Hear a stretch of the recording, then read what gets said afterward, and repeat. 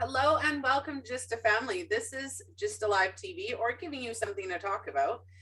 This episode, we are going to be talking about changing your money mindset to create more opportunities. So that is our episode topic today. Our sponsor for today is My Biz Fits Me, which is a company that helps you create a business that fits your specific needs. So they have not a life crisis, sorry. They have a 911 emergency session where you can go in and talk about your business and get some insights and some clarity on what may be happening with your money mindset when it comes to your business. So go and check that out, link in the description. For anybody watching or following, please go like and follow our social media accounts. You can find Just a Live TV just about everywhere. If you want to sign up for our newsletter, you can do so at justalivetv.com. I'm your host, Melissa Krechler, and I'm going to hand it over to my guest speaker of today, which happens to be Near Rotenberg. And I hope I said that right. You got it. Yeah. Perfect. Near Rotenberg. Yes. Perfect. Introduce yourself. Well, my name is Near Rotenberg, and I'm from Israel, broadcasting live from a small city between Haifa and Tel Aviv called Hadera. And what I've been doing for the last 2 years is I help people to, first of all, handle their financial anxieties. And in order to remove them, we first of all have to deal with it. We have to ask ourselves, why do we even have it in the first place? Because, a lot of people, when they usually have anxieties, they say, you know what, I just want to get rid of it. And I say no, because in my theory, anxiety in a way is a present. And I know it sounds a bit funny, but it's a present because it shows us that we have to deal with some issues that are shaping our conscious and even our subconscious. So once we know how to deal with it, right? Once we know to give it space, we know slowly what will make it go away. So yeah, for the last 2 years, I would say that I've been dealing mainly with money issues because it's something that people just have. I don't know a person without some sort of money wanderings. I can't say that we all have anxieties, but it's an issue that is very much evident in our lives. You know what? And even if we're rich, and even if we have a lot of money, you'd be surprised how many rich people have love and hate relationship with money. So it's just one of those things that we all need to relate to it. And yeah, that's what I've been doing. Absolutely. That sounds great. One of the things that I find with money is when we grow up, depending on our environment, depending on the people that we surround ourselves with or that our parents surround themselves with, our ideals or our mindset surrounding money can be different and varied. I grew up with two very different sides of my family. One was very not financially set, and the other side was very financially set. And even for myself, I noticed that a lot of people who did have money, especially in my family, were very, what's the word I'm looking for? Not rude or aggressive, but very uptight, very condescending, and just I thought that they were better than everybody else because of their financial situation and their financial standing. So I grew up with the belief that people with money were snobs or rude or self-centered because that was my experience with it. So when you were talking about people having, money beliefs or financial anxieties, I had that as well, right? Where, if I make too much money and I become very successful and very well off, what is that? Is that going to change who I am? Is that going to change my mindset? And that actually doesn't happen. Your mindset changes as you grow because the beliefs change. So I really like that you're talking about that. So what do you think some of the symptoms are when people aren't really aligned to their money mindset, to what they want to create? First of all, we have to understand that in many cases, people think that whether they have $10,000 or even minus $10,000 in their bank account, in a lot of cases, they would say that they feel pretty bad. They feel that they're useless. They feel that they're not ready to deal with the world outside. And that's the thing. A lot of people think that money affects their image, and it doesn't have to be like that. And if there's one thing I would like our listeners to take with them, is that our money issues do not, and I repeat, do not affect our self-image. There's no connection whatsoever with how much we have in the bank account to who we really are and what our capabilities are and what our beliefs are. It's this pattern made up in our brain that we connect, we associate money and capability, money and self-worthless. Yep. Money in clothes, money in cars, money in your house. I don't know how many times I've heard that people live a champagne lifestyle on a beer finances, right? Or on beer income. Right. And that's not true. There are people who have a ton of money, who are very well off and successful and have a large bank account, but they're not, spending crazy. They're not buying all the high-end stuff, right? I love Value Village or thrift shopping. So I go thrift shopping all the time. I absolutely love it. And why not, right? I don't need to go buy high-end designers. If you go to YouTube and you search for some old Eminem, the rapper Eminem videos, you would see that when he does the interviews and people ask him, there's one interview that I still remember till this day, that people ask him about money. He said that once he got a lot of money, he didn't know what to do with it.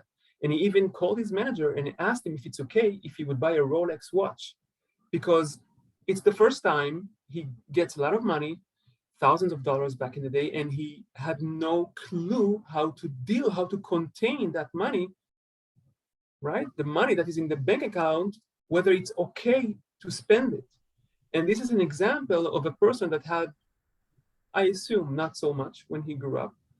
And it just shows you, yes, that the way we deal with money issues in most of the cases has to do with the way we were raised, what our family brought to us, what we learned from our parents, what sort of dynamics was between the parents. I can tell you that in my case, in many of the times, I remember that my dad always talking about money and how much we have to save and how much we have to save every dime and we should not spend everything. And he was a great believer that people cannot be self-employed. They should work for a company, let the company pay you, let the company provide you anything you want. And when I grew up, I kind of remember that theory, right? And in my 20s, I was working for a big company, for a few big companies.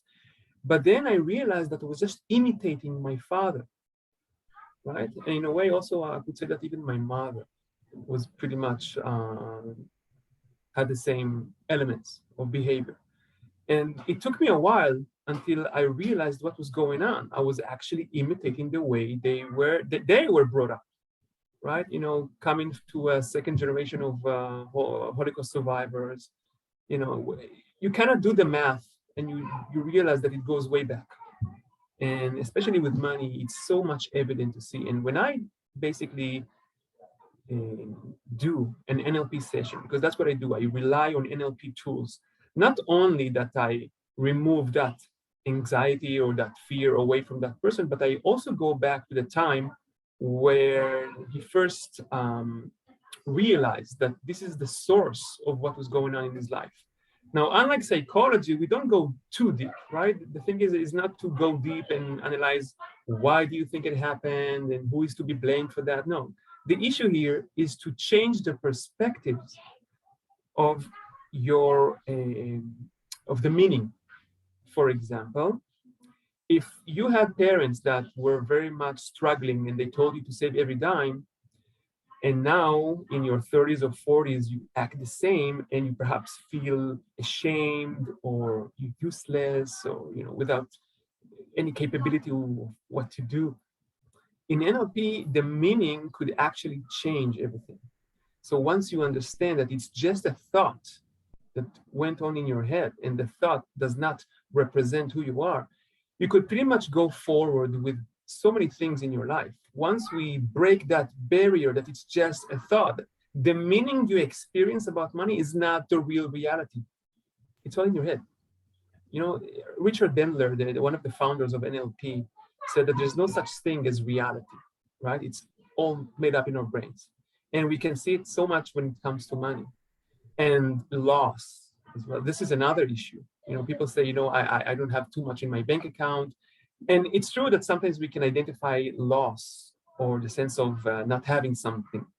But there is no such thing as loss. Because if you think about it, I'm holding in my glass, and you don't see it, but I'm holding a cup of espresso, right? And the glass is not full, obviously, but then I can ask you, what do I have under the liquid? I'm sorry, above the liquid. And some people might say, you don't have anything, it's empty, right? And I say, no, there's no such thing as loss or emptiness. Because if we choose to look at money as something that we don't have, it's a choice.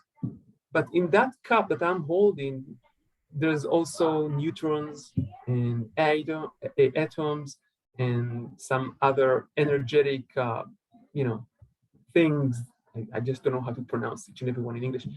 So, and the same thing for our bank account. If we choose to look at our bank account as empty, we will never be able to fill it up. Never. So emptiness is a choice. It's the meaning. And what I do is basically I help people to change the emptiness meaning, right? And when I say to change the meaning, I'm talking about not only whenever they think about money, but I'm talking about being, or better yet, having the sense of fulfillment and content 24 hours. And once you have that, your cup will be full. Your bank account will be full. For me, it comes down to being happy where you're at. And not only being happy where you're at, but where you're going and the journey to get there, right? There are a lot of people, and I wanted to mention this, there are a lot of people who fear making more money. So you were talking about the parents. There are people who actually fear making more money or being in a better position than their parents were or are, right? So if your parents were low income or medium income and you're on the path to being, you know, a 6-7 figure earner, there is a little bit of that, that fear, right? And that almost like a shame or a guilt that you've succeeded where others haven't, right? And a lot of people can struggle with that mindset of, you know, what if I do get to this point? Or if I do get this, are they going to be jealous? Are they going to be envious? Am I going to hurt their feelings because I've done better than them? Are they going to ask me for everything and anything, and just continue on that path? Now, the thing is, I call it the thermostat. You know, we all have our thermostat, and then when I say that, I'm talking about our bank account.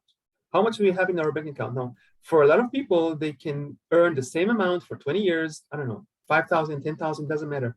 But for some people, you will see that the amount doesn't change. It's always somewhere in those areas. And in order to change the thermostat, you have to do some meaningful work within yourself, because you cannot just go from 10,000 to 50,000. It doesn't happen like that. So once we change the whole belief system towards who we are, what we are capable of doing, the thermostat will change automatically. Therefore, the bank account, yeah. So basically, when you talk about money, a lot of the things that I understood is that whenever we feel that small anxiety that is taking place, we can actually connect it with a visual image. For a lot of people, whenever they go to their bank, right, they immediately start shrinking and thinking, oh my God, what will I say to the manager? How will I ask for a loan? And that image alone of the bank account can freak them out, right? So what we do in NLP, we connect certain situations, real life situations, and we change the meaning again completely. Now, it could be bank account, it could be somebody else opening his app to see how much he has in the bank account. the act of opening the app itself could be frightening as hell to some people, right? So I really like our listeners to think, what are those situations in life when you actually get panicked? And once you understand, now let's think of the strategy of what you're doing with it. I mean, for some people, even when they're opening their bank accounts, for some, the whole process, the whole freaking out process even starts beforehand. Maybe they are hearing a voice in their head telling them, oh my God, oh my God, oh my God. And it starts from there. Even could be an hour before they are actually opening the app. Could be an image that they have. Oh my God, I'm going to see minus 5,000, right?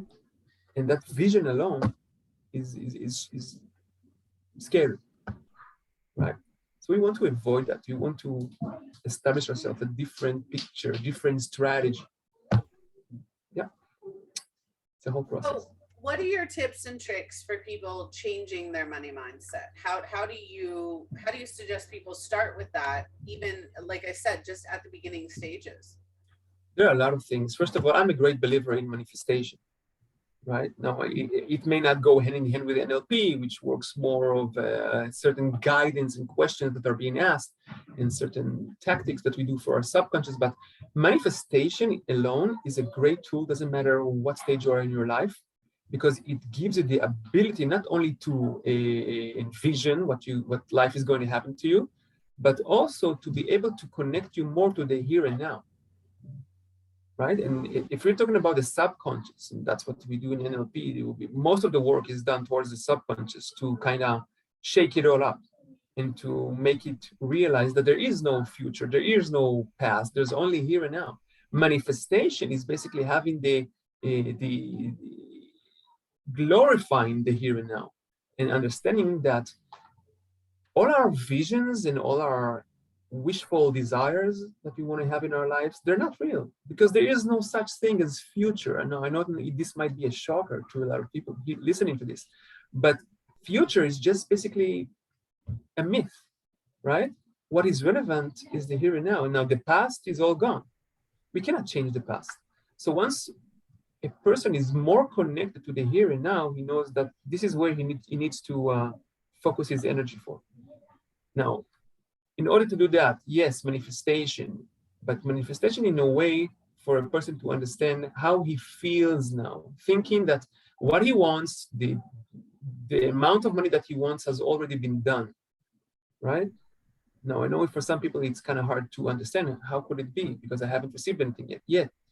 I say fake it till you make it, right? So once we are connected to the here and now, we can actually do things in a much more, how do you say, clear way, easier way. Now, obviously, what I suggest for the people who are kind of struggling is to show a lot of gratitude. This is a powerful method, and we talk a lot about gratitude and how to appreciate what we have, but it actually works. I have a big book that I bought, and every time I wake up, even at night, I write myself, even if I'm tired as hell, I'm writing 3 small things that I say thank you for, that either happened today or happening in my life in general, whatever I want. And what this does, this will show the subconscious that you are actually in alignment,